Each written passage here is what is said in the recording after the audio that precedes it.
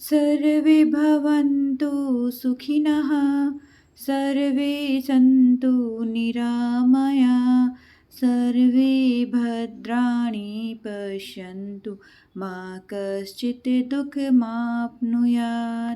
सभी को नमस्कार, सर्वेभ्यो नमो नमः। आज हम अपने संस्कृत संभाषण के पार्ट 3 में संबंध के बारे में पढ़ेंगे।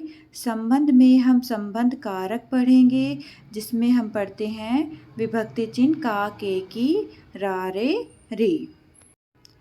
आप सभी इसे ध्यान से समझेंगे। अगर आपने इसे ध्यान से समझा तो आप इसको ईजिली कर पाओगे। देखो बेटा, जो भी हमारे पास अकारांत होता है, अकारांत में हम क्या लगाते हैं? विसर्ग लगाते हैं। आपको बताया है, आकारांत में आई की मात्रा लगती है, और जब हमारे पास कोई भी नपुंसक लिंग शब्द होता है तो हम उसमें माँ लगाते हैं और नीचे हलंत लगा, जैसे फलम, पत्रम। ठीक है बेटा। तो अब यहाँ पर हम कर रहे हैं अकारांत। अकारांत में हमारा है रामः, कृष्णः, गणेशः, लवः, ये शब्द लिखे हुए हैं। तो अब जब हम संबंध की बात कर रहे हैं तो संबंध में होता क्या है? का, के, की या रा, रे का प्रयोग होता है। किसका प्रयोग होता है? का, के, की या रा, रे का प्रयोग होता है संबंध कारक में। आपने हिंदी में भी पढ़ा होगा बेटा, जैसे राम का, पिता, लक्ष्मण का। ठीक है, इस तरह से हम का आएगा मेरा, मम्मी का, पापा का, भाई का, बहन का। ठीक है, इस तरह से शब्द हम पढ़ते हैं का, के, की, रा, रे संबंध कारक में। तो अब ऐसे ही हम संस्कृत में पढ़ेंगे। तो संस्कृत में क्या है बेटा, यहाँ पे देखिए, रामः, रामः है तो रामः जो शब्द है ना बेटा, उसमें षष्ठी विभक्ति जो बनेगी वो बनेगी रामशः।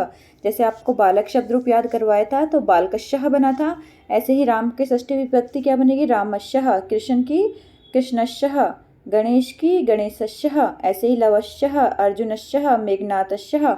तो हमने क्या किया बेटा, राम शब्द रूप के पीछे आधा श और या लगा दिया है, कृष्ण शब्द रूप के बाद आधा श और या लगा दिया। ऐसे ही हम आधा स और या करके बेटा इनको भी कंप्लीट करेंगे। माधवशः, राजशः, समर्थशः, अरुणशः, ठीक है, राजेश्वरशः, पुष्पितजशः। तो इसमें हमने क्या लगाना है? आधा सा और या लगाना है। अब हम क्या करेंगे बच्चा, अब हमें ये तो पता लग गया कि अकारांत में षष्ठी विभक्ति में हम आधा सा और या लगाते हैं, लेकिन अब हमें ध्यान क्या रखना है कि जब भी हम किसी के साथ संबंध स्थापित करते हैं, जब भी हम संबंध स्थापित करते हैं तो उसमें हमारा क्या आएगा? षष्ठी विभक्ति का प्रयोग होगा। और जो हमारा कर्ता होगा उसमें हम कौन सी विभक्ति का प्रयोग करेंगे? षष्ठी विभक्ति का प्रयोग करेंगे। ठीक है, कर्ता में हम षष्ठी विभक्ति का प्रयोग करेंगे। जैसे यहाँ पे रामः है, राम का पिता कौन है बेटा? दशरथ है। आप सबको पता है राम के पिता दशरथ हैं। तो जब हम संस्कृत में बोलेंगे तो क्या बोलेंगे? राम में षष्ठी विभक्ति का प्रयोग करते हुए रामस्य पिता दशरथः, रामस्य पिता दशरथः। ऐसे ही किसी भी बच्चे का नाम होगा तो वह भी एक, आप किसी को संबोधन कर रहे हो तो आप उस बच्चे का नाम लेके, ठीक है, और फिर उसके पिता का नाम बताओगे।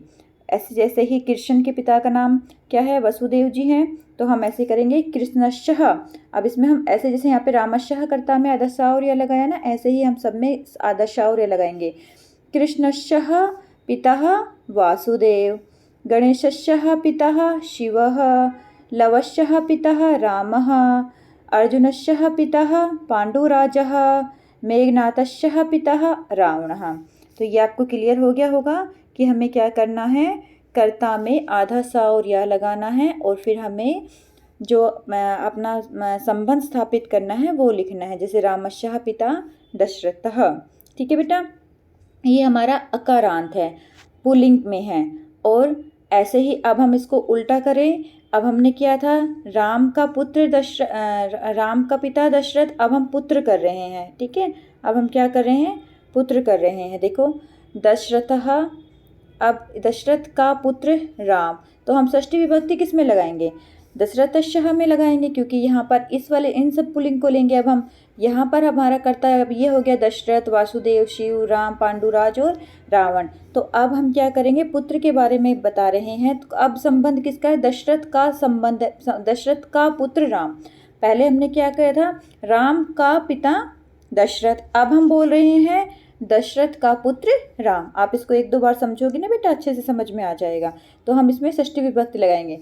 दशरथश्च पुत्रः रामः, वासुदेवस्य पुत्रः कृष्णः, शिवस्य पुत्रः गणेशः, रामस्य पुत्रः लवः, पाण्डुराजस्य पुत्रः अर्जुनः, रावणः पुत्रः मेघनादः। पाण्डुराजस्य पुत्रः अर्जुनः, रावणस्य पुत्रः मेघनादः। तो अब हमने जो षष्ठी विभक्ति लगाई है इनमें लगाई। अब हमारे जो कर्ता हो गए ये हो गए बेटा, ठीक है।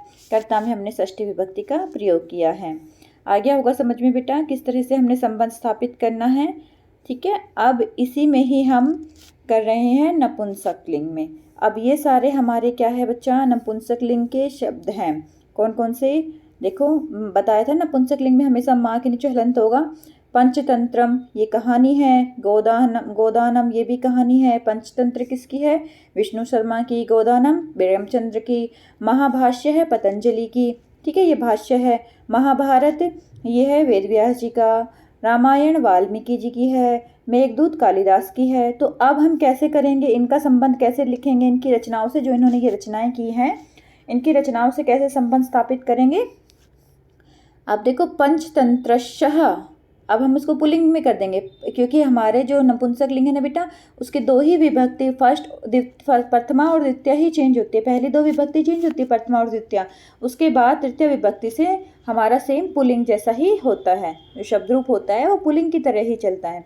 तो ऐसे ही हम अब पंचतंत्र में षष्ठी विभक्ति लगाएंगे तो क्या बन जाएगा, पंचतंत्रशः लेखकः विष्णु शर्मः। ऐसे ही गोधान मैं हटा देंगे। गोदानश्यः लेखकः प्रेमचंदः, महाभाष्यस्य लेखकः पतंजलिः, महाभारतस्य लेखकः व्यासः, ठीक है। रामायणस्य लेखकः वाल्मीकिः, मेघदूतस्य लेखकः कालिदासः। इस तरह से हम क्या करेंगे, इनमें षष्ठी विभक्ति का प्रयोग करेंगे और इनका संबंध, इनकी रचनाओं का संबंध इनके लेखक से करेंगे। तो ये इजी भी है बेटा, इसको एक बार बस समझना है हमें, तो हमें ये बहुत ही इजी लगेगा। अब हमने पुल्लिंग और नपुंसक लिंग कर लिया है। अब हम संबंध स्थापित करेंगे स्त्रीलिंग में। जैसे आपने बालिका शब्द रूप किया होगा तो बालिका की आपने षष्ठी विभक्ति करी होगी बालिकायः। ऐसे ही लतायः, लता शब्द रूप किया होगा तो लता की क्या करी थी, लतायः। ऐसे ही बेटा उमा है, उमा की जो षष्ठी विभक्ति क्या बन जाएगी, उमायः। सीता की षष्ठी विभक्ति सीतायः, क्योंकि हम षष्ठी विभक्ति का ही प्रयोग कर रहे हैं ना संबंध में। सुभद्रा की सुभद्रदायः, कौसल्यायः, अहिल्यायः, सत्यभामायः। ऐसे ही शीलायः, रचनायः, कल्पनायः, अर्चनायः, उज्ज्वलायः, वरदायः, ठीक है। तो ये अब हम ऐसे याद करेंगे कि हमने षष्ठी विभक्ति में क्या लगाना है, या लगाना है। जो भी हमारे पास शब्द होता है, आकारांत जो शब्द होता है, उसके बाद हमने क्या लगा देना, षष्ठी विभक्ति में यह लगा देना। जैसे उसमें हमने पुल्लिंग में क्या सीखा था, आधा सा और या लगाना है। स्त्रीलिंग में हम क्या सीख रहे हैं, या लगाना है षष्ठी विभक्ति में। ये ट्रिक है बेटा।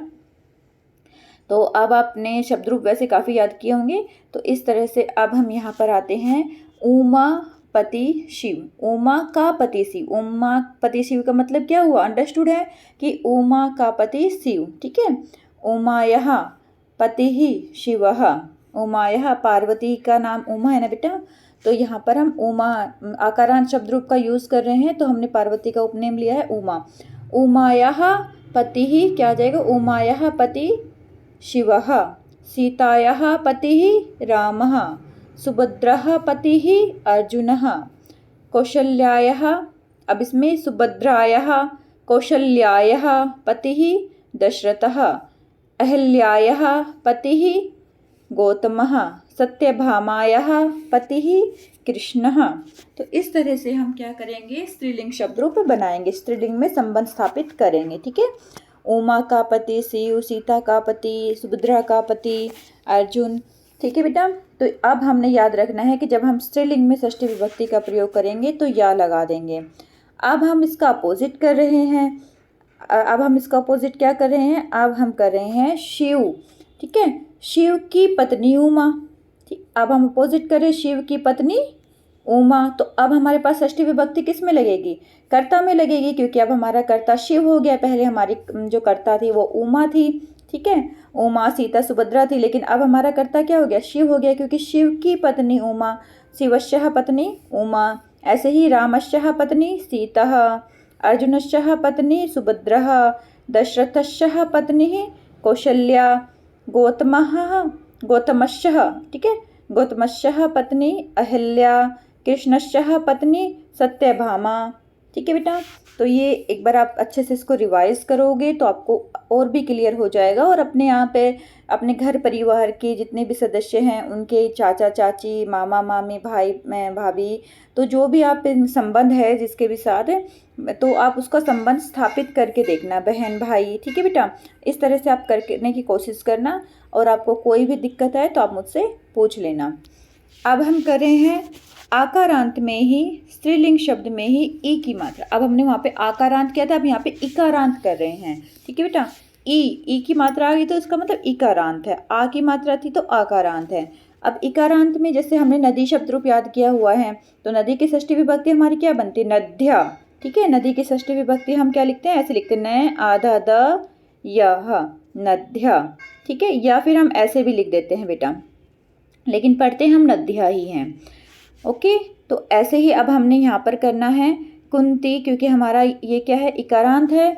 कुंती की क्या बनेगी, षष्ठी विभक्ति ही, कुंतयः, ता हमारा आधा हो जाएगा और यह आ जाएगा। ऐसे ही माद्री में हमारा दा आधा हो जाएगा और या हो जाएगा, माद्रेयः। पार्वती में आधा ता हो जाएगा और हम या लगा देंगे, पार्वत्यः, केकय्यः, गांधार्यः, मंदोदर्यः। ठीक है, तो इस तरह से हम ये सारे करेंगे। अब हम नेक्स्ट देखते हैं बेटा, ये सब आप करने की कोशिश करना। ठीक है, अब इसमें संबंध हम स्थापित करते हैं, माता और पुत्र का संबंध।